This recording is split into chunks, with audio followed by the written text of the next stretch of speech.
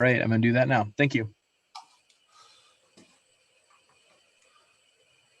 So again, Jason Stabell with Hennepin County. I'm leading the Lyndale Avenue safety improvement projects at 25th and 27th. And we'll kind of get into this presentation. And then at the end, feel free to ask any questions you might have. So the 25th and 27th intersections, in 2020, some temporary delineators were installed to kind of a quick way to try to improve some issues that were out in these two intersections. And what these delineators are attempting to do is limit left turns on and off Lyndale and create a little bit of a bump out to help with pedestrian crossings.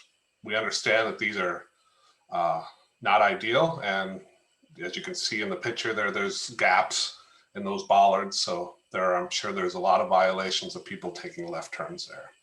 So this was the initial installation that happened last year.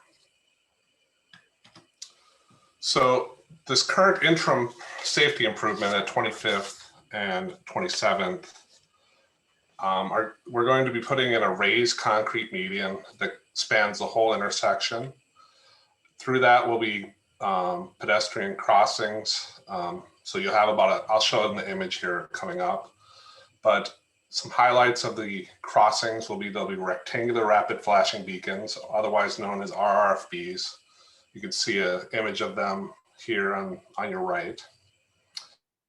We're going to be adding a few extra street lights in the area, so lighting of the intersection, and then improving the ped ramps. The ped ramps are in need of some upgrades. So this is what we're calling an interim safety improvement, a step above what's out there right now, but later on, Nariman will kind of talk about the future of the corridor and where we're at with that. So what we're looking at right now is 25th Street West. So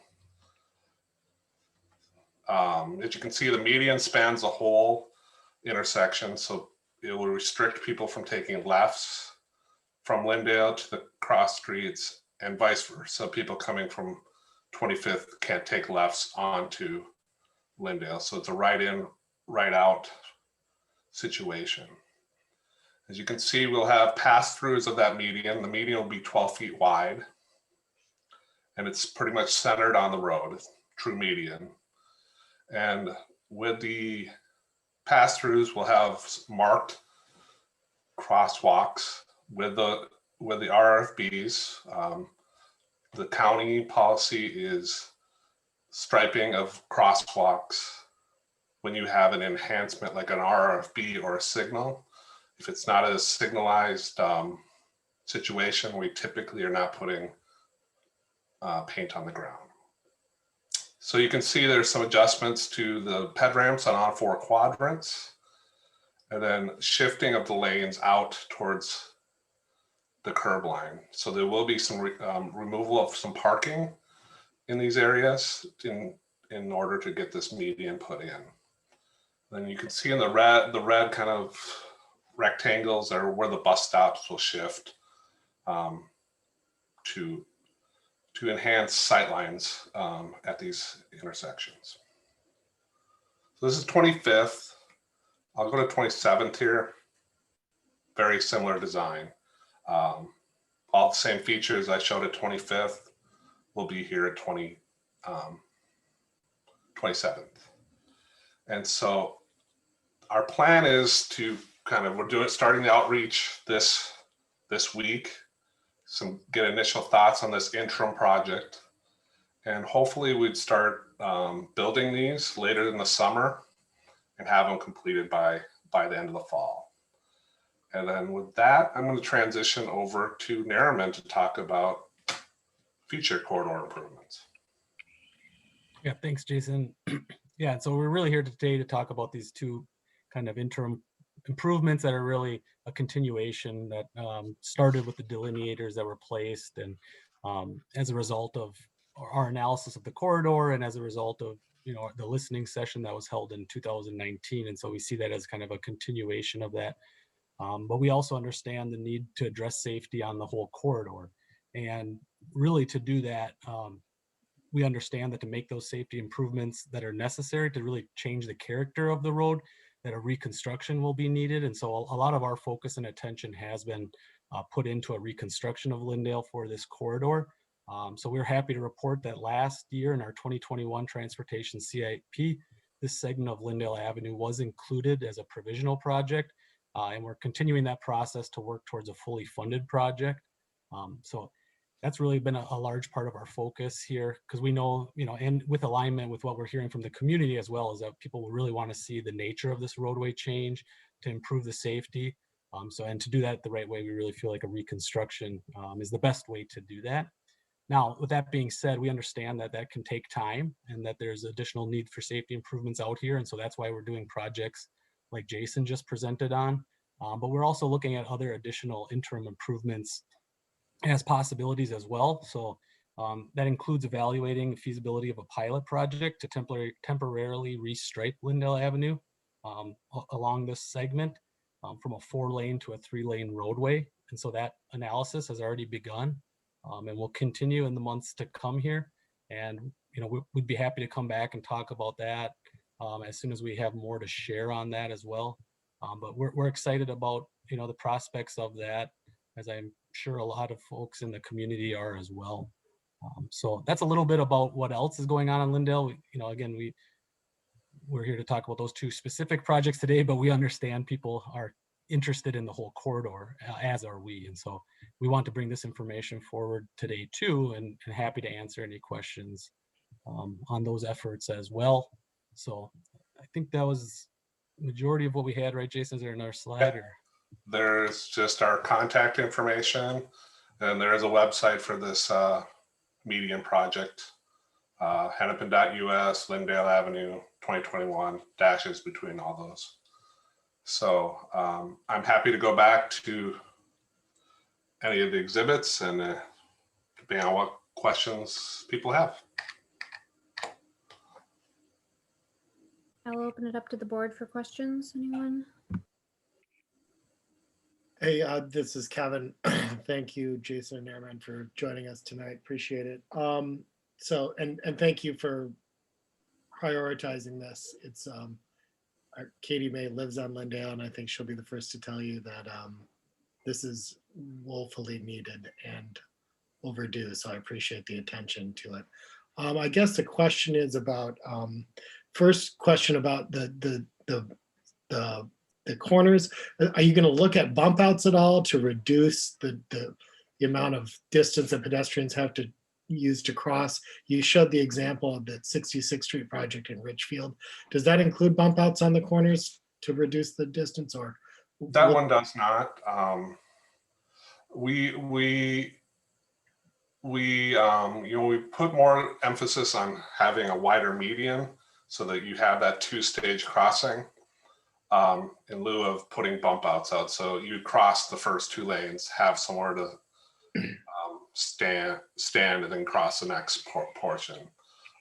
If you put more bump out, if you put let's say a 6-foot bump out, we'd feel that we need to narrow down that median. And we're trying to put as much into this as possible, but it's more like the maintenance quick type of project. Okay. So once you start moving curb lines around, there's a lot of drainage impacts happen. Got it. Okay. My concern again, and I'm also very glad to hear that you're considering the 4-to-3 conversion, which I think is, I would strongly encourage you to do that in tandem with this project and to do it as soon as possible. My concern is the pedestrian crossing. It's 2 lanes. You see somebody stopping in the first lane, and then so you still are playing Frogger across 4 lanes of traffic. So I feel like without the 4-to-3 conversion, this is a nice step forward, but still inadequate.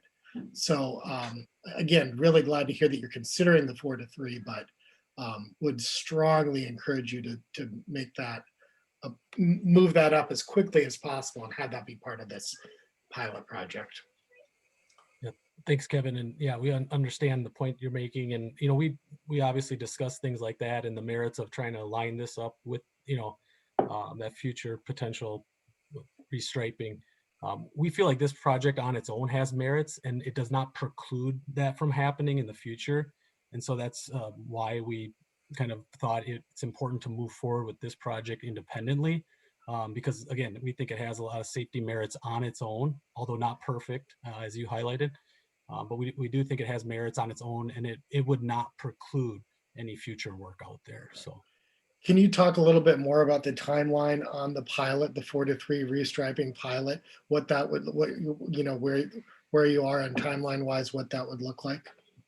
yeah, I can share as much as, you know, we kind of know right now, and it's that we've started looking at it. What, you know, right now what we're looking at is trying to understand who are the people using the corridor, where are they going? We think that's will be instructive on understanding if trips are deferred to other areas, you know, the feasibility of that, would they be going to neighborhoods or not? Obviously, those are things that we consider when we make a significant change like that. So we're kind of in that analysis stage right now. You know, as I mentioned it as a pilot, we also want to understand that as a project like that, what would be the things we're looking for to define success? And so laying out some of those metrics and working with our city partners to understand that, we're, you know, also need to look at what are some of the challenges we would anticipate and what can we do to mitigate it so that we go into something like that with a plan and that we're prepared. So those are the things we're working on. I wish I could give you a better timeline. I can tell you we don't have a pavement preservation project scheduled for this year. And the best way to implement something like that would be with a pavement preservation project. So that could be, you know, as early as 22. So, but I don't have an exact time frame for you here today. Okay. Does the county have a Vision Zero policy or complete streets policy that you're following? Yeah, we're working to update our complete streets policy. We do have one right now, and we're also working our Vision Zero policy. So, or towards zero death, you know, there's a few different names, but we are working on both of those efforts right now, and this is in alignment with both those efforts.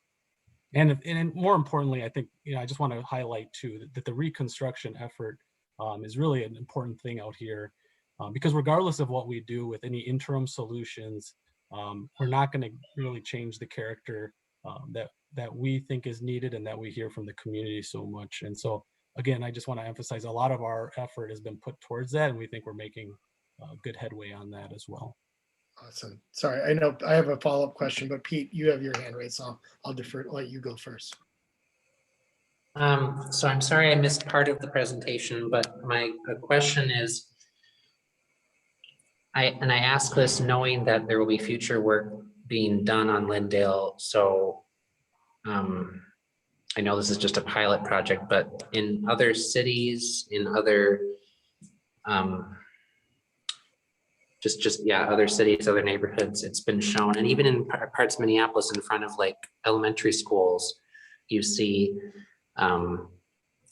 colorful street art on like permanent street art on the street. And I don't know if that is a consideration for just the crosswalk portion, or also on the cement that will make up the median, because it's been shown in some research studies I've seen that the addition of certain street art like that has a calming effect on the traffic. It makes people kind of stop subconsciously or consciously to look at it a little bit more, be more aware, oh, something different.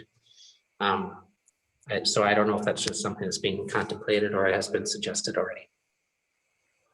It has not, but we can take your comment and talk about it internally. Carrie?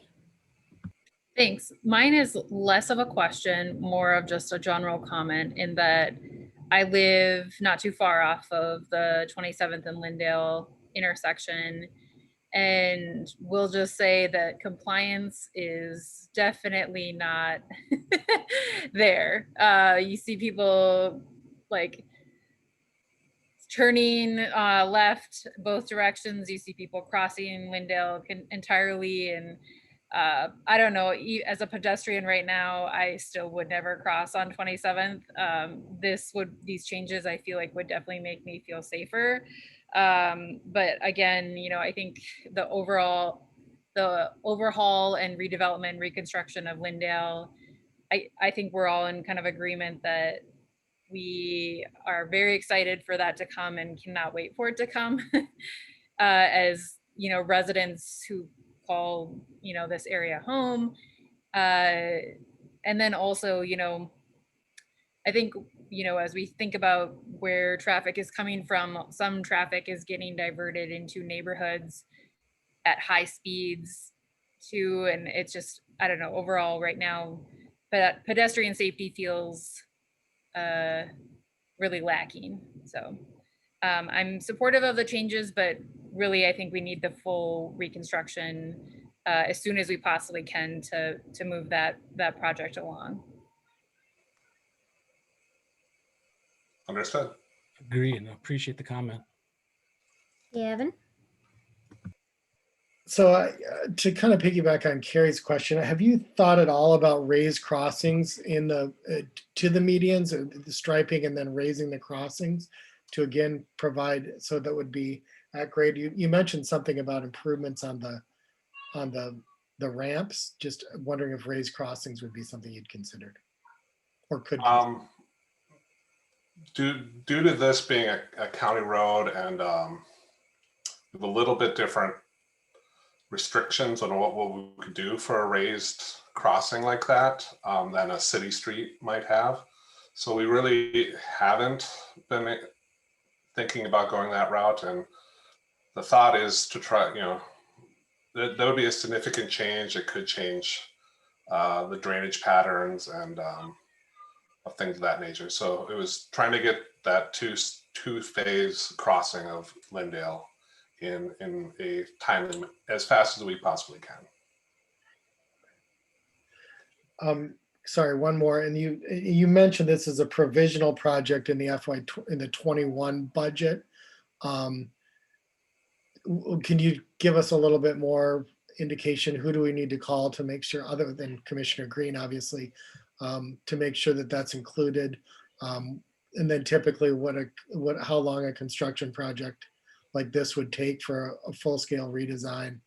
I guess we're just looking for kind of more information on when we can expect additional relief to the, I mean, even at signalized crossings, I think you're seeing people making right turns on red. You're seeing really dangerous behavior. I walk my kid to school across 26th Street, which is with lights, and it's just a horrific pedestrian experience. And I think with the 4 lanes of traffic going each way and accidents. So anyway, sorry, I think you already know what the conditions are, but and again, appreciate you guys being here. Yeah, what the construction, the schedule, what does that look like, and the timeline? Yeah, I think I understood the question, and I'll maybe ask for clarity if I need it. But so the reconstruction project was put in as a provisional project. What that means is it's on our short list of projects that currently aren't funded. Then the next steps to that would be on a future year CIP. So the next upcoming one is the 22. We're working on that right now, and what happens is we have some performance or criteria, right, that gets scored against each other for a number of projects. And based on that, recommendations are made by county staff to the board. And then the board will ultimately vote on what the next 2022 CIP would look like in terms of actual projects that are funded. So that's kind of the process. I think that was one of your questions. Yeah. I'll add that what you're seeing on the screen right now is funded to be built later this year.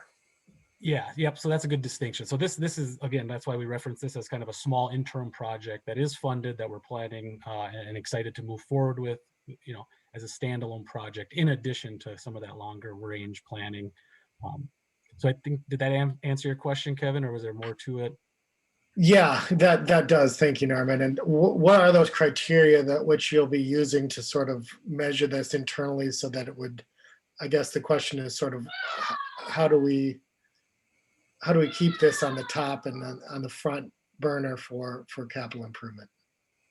Yeah, we have a capital improvements team that I'm not directly a part of, but work closely with them. And so I don't want to misspeak on the exact criteria, but it's a number of things. It's, the asset condition, safety implications, disparity reduction. So there's a number of criteria that factor in and get scored. And then there's, subjectivity too, once those scorings kind of shake out. And so those are the criteria. And, this corridor, I will say, meets a lot of those criteria. And so that's why it was entered in as a provisional project and why we're hopeful that it will become a fully funded project. Great. Maybe one clarification I would say is when something gets on the CIP, say in 2022, it doesn't mean work would start in 2022. It'd be years out from that date. That's just means it's committed to be built in that CIP. Great. And thank you. I appreciate the clarification. Typically, how many years do you see when a project's included in a CIP? How many years before does the design and construction process take? So if we're talking about a 22 CIP, it's in the plan. Are we talking about then 2025, 26, 27, when we can expect construction?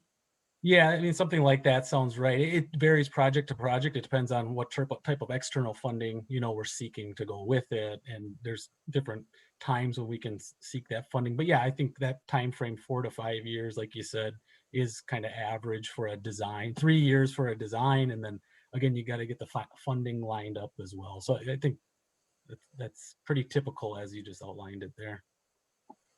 Okay. And I don't mean to, I know that the process is the process, but that's an incredibly long time for people that live in this community who are dealing with the really unsafe conditions day in and day out. Is there other pilot programs or other improvement programs, federal dollars that can be leveraged? Infrastructure, hopefully a large infrastructure package happens. I guess I'm just looking for other suggestions on how to be creative in accelerating some of this. Yeah, we're always looking for those type of opportunities, and we'll keep an eye out for anything, external funding that could move into our program or something like that. But kind of what you just highlighted is the reason why we are continuing to put effort and resources out here with a project like this, or the pilot project that I referenced before. So, we understand and agree, and that's why we're putting resources and time and commitment to this corridor in the meantime as well. Sure. Thank you. It is appreciated. Pete. Question for the Hennepin County staff. I know it's very recent. I know it's probably not all figured out yet, so I'm not expecting a precise answer, but I'm just curious if you can expect from any of the local aid dollars that have just been passed through the rescue plan, if that might in some way also help out the construction project budgets for the county. If you would, this is a general question, if you think that some of that money will go towards infrastructure, and two, if you think that that might speed up the timeline for some projects in the county, not knowing whether it's this one or a different one, but yeah.